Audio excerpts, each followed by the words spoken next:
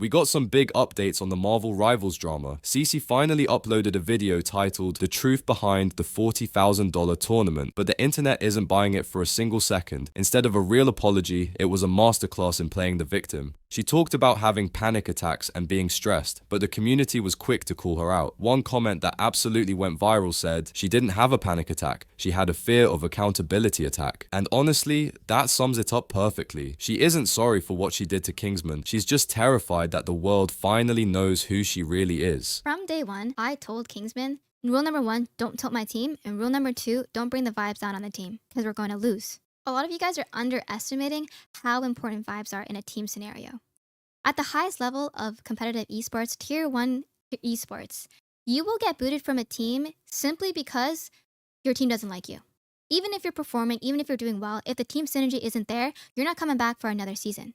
This plays a part in why I didn't advocate for Kingsman when Basim said he was going to kick him. In her response, Cece made one of the most ridiculous arguments I've ever heard. She claimed her number 1 rule was, don't bring the vibes down. She basically argued that even if Kingsman was a top tier player, he deserved to be muted because he was tilting the team by asking for a hero swap. Think about the logic here. This is a $40,000 tournament. Kingsman was focused on winning, but Cece cared more about vibes and protecting her friends' feelings. Calling a professional player's passion bad vibes just because you want to keep playing poorly is the peak of incompetence. It wasn't Kingsman who brought the vibes down, it was Cece's inability to lead. Yes, I did read out the chat, because when I'm looking to my right, I'm reading chat that called him a loser, and then I repeated it. I shouldn't have read out that chat because it was disrespectful.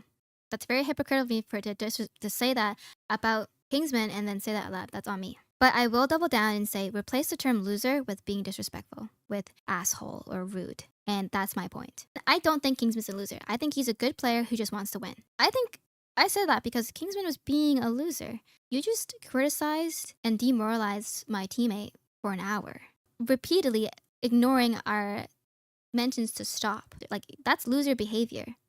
You're being a loser for that. And I'm going to say it again. If you make someone sad for an hour, despite people telling you to stop, that's being a loser. And none of you guys in the chats could even you guys were trying to justify that. There's no justification for being an asshole. That's just what that was. So it wasn't a personal attack on Kingsman. If Kingsman brought it up to Basim and be like, yo, this was a personal attack on me, I would have argued. I was like, no. That's not a personal attack. That's just facts. That's what he was. He was being a loser because he wouldn't let the topic drop. Now, let's look at her so-called accountability. She admitted in her video that she shouldn't have read out the chat calling Kingsman a loser. But then, in the very next breath, she doubled down and said, "You're being a loser for making someone sad for an hour." This is pure hypocrisy. She claims to be taking responsibility, yet she continues to insult him in her apology video. She's trying to frame Kingsman's feedback as harassment just because Zaza felt sad. But in high-stakes esports, if you go 0-5 and refuse to swap, your teammate is going to be frustrated. That's not loser behavior. That's wanting to win. During scrims, or aka scrimmages, which are like not serious games, Zaza had a 200 millisecond ping, which in gaming terms is terrible because that means your reaction time is going to be so terrible compared to the other players. And she was 0-5 while Kingsman was 18-6. Okay, so Kingsman was really good at the game. Meanwhile, Zaza was fucking terrible, losing every fucking game with Black Widow. So Kingsman did his best to insist that she switch to a different character and that the team of 6 go with the 3 healer comp as the other teams would do. In her video and recent interactions, Cece actually had the audacity to suggest that this entire drama was just a business move or an opportunity for her to make more money through views. Think about how twisted that mindset is. You actively participate in a hit job against a teammate, you try to ruin a 20-year-old's reputation, and your first thought is, how much can I profit from this? It shows she doesn't care about the damage she caused, she only cares about the analytics. She tried to rebrand her toxicity as clout farming, but the community saw right through it. You can't destroy a person's career and call it a marketing strategy. This level of greed and lack of empathy is exactly why people are so disgusted. She wanted the money, she wanted the drama, but she forgot that the internet can take away everything just as fast as it gives. She is not sorry. This is her after she released her apology video. Honestly, I'm not a drama farmer, but then I saw everyone drama farming on Marvel Rivals, and I was like, let me make some money too, bro. Let me get some viewership too. Loki, this is my chance. I was always thinking, you know when people like get canceled and then they pop off on views? Like So she's literally talking about how she's probably gonna have inflated numbers and more money from the drama. Like, she's such a fucking piece of shit. She is not sorry. And speaking of taking everything away, the consequences have finally arrived. While Cece was busy trying to monetize the controversy, the real world was busy blacklisting her. This isn't just about losing one sponsor anymore. We have confirmed reports that she has been systematically removed from multiple high-profile creator programs. She's been banned from various Discord communities and, most importantly, reportedly blacklisted from all future Marvel Rivals official events. Organizations are scrubbing her name from their websites. Her brand is now officially radioactive. No major company wants to be linked to a creator who fakes harassment claims. From being a captain of a $40,000 tournament to being an outcast in the entire gaming industry, her fall from grace is complete. She thought she was untouchable, but she ended up becoming a lesson for every toxic creator out there. And the last time I played in this tournament, I almost went last place because I didn't know anything about the game or the creators. Cece has finally reacted to losing sponsors after her behavior during the recent creator tournament. Cece is now facing consequences after a recent creator tournament moment drew negative attention. The situation started after she was unkind toward Kingsman during the event, which many felt crossed a line.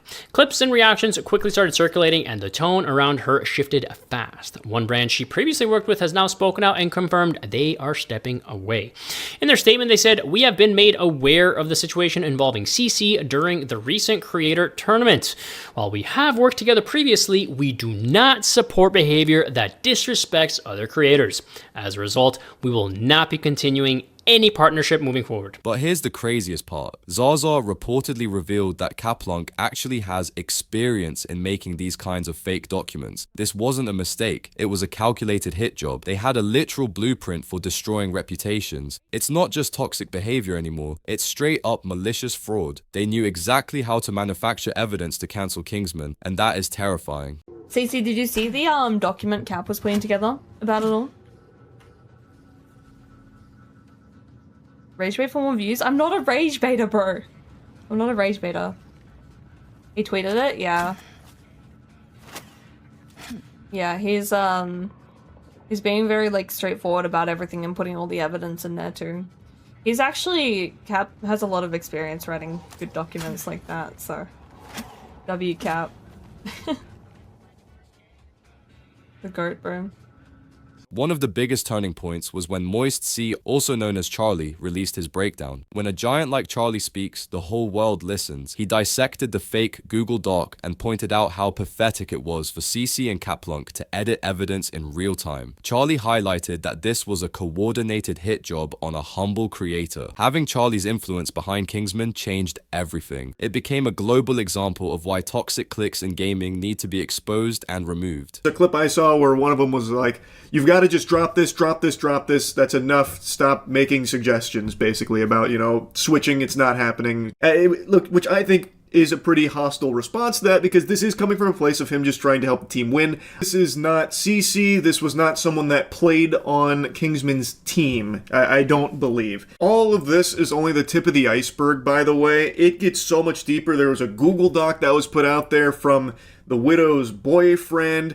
The tournament organizer initially doubled down, saying, "Nope, I maintain my position here. He deserved to be kicked from this tournament. He violated all of our rules." And if Charlie wasn't enough, Asmongold also reacted to Cece's truth video. Asmon has zero tolerance for fake apologies. He sat there and laughed at her excuses, calling out the blatant gaslighting. He pointed out that every time she tried to justify her behavior as a captain, it just showed more ego. Having these two titans, Charlie and Asmon, reacting separately but agreeing on the same thing was the final nail in the coffin. They exposed her logic as flawed and her truth as nothing more than a desperate lie to stay relevant. Basically, the Marvel Rivals girl, they had gone out of their way to destroy this guy's reputation. 0 and 5. Yeah, she played like trash. Basically, the guy just, he wanted her to switch and play a team comp that worked, and she didn't want to do that. She went and she made up a bunch of other bullshit and got him kicked out of the tournament. And then she called him a loser. She was doing all this other stuff to make the guy look bad.